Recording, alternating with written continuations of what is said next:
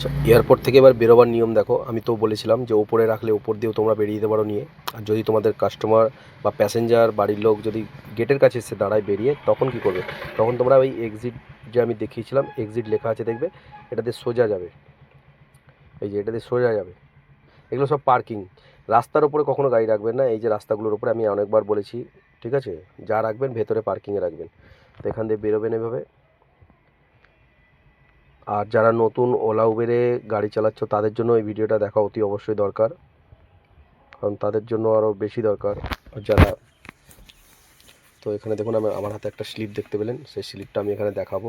কারণ আমাদের যে কোম্পানির বুকিং দেয় ওলা উবের, তাদের কোনো পার্কিং লাগে না, তাদের কাস্টমারের সাথে তারা নিয়ে নেয়, কিন্তু আমাদের স্লিপটা দেখালেই ছেড়ে দেয়।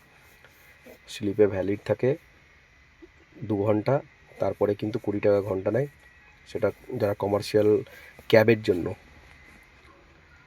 আর যারা প্রাইভেট পাবলিক নিজস্ব প্যাসেঞ্জার নিতে আসবেন, যে প্রাইভেট গাড়ি, তাদের এখানে স্লিপটা দেখালে এবার পার্কিংটা ক টাকা হবে তারা কেটে নেবে।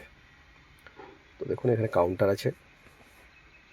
একটু ট্রাফিক হয়ে যায় ফ্লাইট নামলে, এই যেখানে যেমন দেখাচ্ছে এই কাউন্টারে দেখে আপনার থেকে যা নেবার ওরা বলে দেবে, সেটা আপনারা পে করবেন। বেরিয়ে যাওয়ার পরে যারা নিজস্ব পার্সোনাল, ওই যে বাঁদিকে লেন করা আছে ব্যারিকেড দেওয়াগুলো, ওগুলোতে ঢুকবে তোমরা, ঠিক আছে? ওইগুলোতে ঢুকবে যারা নিজস্ব প্যাসেঞ্জার নিতে আসবে, সে প্রাইভেট গাড়ি হোক বা কমার্শিয়াল নিজস্ব। আর যারা ক্যাব, তারা এই ক্যাব রোডে ঢুকবে। ওলা যাত্রী সাথী, তারপরে উবের, তারপরে র্যাপিডো। খালি কাস্টমারকে একবার ফোন করে বলে দেবে যে আপনি যে কোম্পানির রাইড বুক করেছেন সেই কোম্পানির পিক আপ পয়েন্টের কাছে এসে দাঁড়ান। সবাই যে যার পিক আপ পয়েন্ট আছে। এগুলো যারা ওলা উবের চালান তাদের জন্য এই লাইনটা। আর প্রাইভেট গাড়ি বা প্যাসেঞ্জার নিজস্ব যদি হয়, বাঁদিকেরটা বড় বড় যে লেনটা, ঠিক আছে? এরপরে ধরুন আমার যেমন র্যাপিডো এসছে, আমার এখানে প্যাসেঞ্জার উঠলো। প্যাসেঞ্জার ওঠার পরে আমি এবার এখান থেকে নিয়ে বেরিয়ে যাব। তো তোমরা এইভাবে ঠিক তোমরাও তোমাদের যদি প্যাসেঞ্জার নিয়ে মানে গেটের কাছে এসে তুলতে হয়, তোলার পরে তোমরা এইভাবে পিক আপ করবে, ঠিক আছে? যে গেটের কাছে এসে দাঁড়াবে তোমাদের বাড়ির লোক বা প্যাসেঞ্জার, হ্যাঁ, যারা পার্সোনাল গাড়ি নিয়ে আসবে, তারা খালি বলবেন যে আপনি কোন গেটের সামনে দাঁড়িয়ে আছেন, সেই গেটের থেকে তুলে নেবেন। ইন্টারন্যাশনাল হলে যেমন ওপরে তেমনি নিচেও 3C এর পরে ইন্টারন্যাশনাল। তারপরে এখান থেকে তোমরা বেরিয়ে যাবে। বেরিয়ে গেলে সবাই দেখবে, আমাদেরও টোকেন এখানে চেক করে, যে টাইমটা দেখে আর বুকিংটা দেখে নেবে ওই কোম্পানির বুকিং আছে কিনা, চেক করে। ওলা উবের যাই হোক না, চেক করে। দেখুন ওখানে চেক করে, আমাদেরগুলো এখানে চেক করে, যে আমরা এটা দিয়ে বেরিয়ে যাব।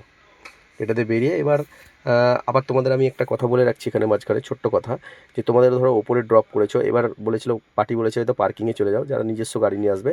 পার্কিংয়ে নিয়ে যাওয়ার পরে তোমরা পার্কিংয়ে ওয়েট করবে। পার্কিং নেওয়ার পরে আবার যদি প্যাসেঞ্জার বলে ওপরে চলে আসো, তখন তোমরা কি করবে ভালো করে দেখো না। এই যে বেরোবার রাস্তাটা আছে, যেটা ভিআইপি রোড যাচ্ছে, ভিআইপি রোড দিয়ে বেরিয়ে যাওয়ার সময় তোমরা কি করবে, একদম রোডে না বেরিয়ে ওই যে ফ্লাইওভারটা আছে যেটা নামছে এদিকে, ফ্লাইওভারের তলা দিয়ে ইউটার্ন নিয়ে ওপরে চলে যাবে আবার, ঠিক আছে? এই যে দেখো, এই একটা ডিজায়ার গাড়ি এদিকে যাবে, এই যে ফ্লাইওভারের তলা দিয়ে তোমরা আবার ইউটার্ন নিয়ে ডান দিকে এয়ারপোর্টের দিকে আবার যেতে পারো। আর এটা বাঁ দিকে ভিআইপি রোড, ঠিক আছে? বোঝাতে পারলাম আশা করি।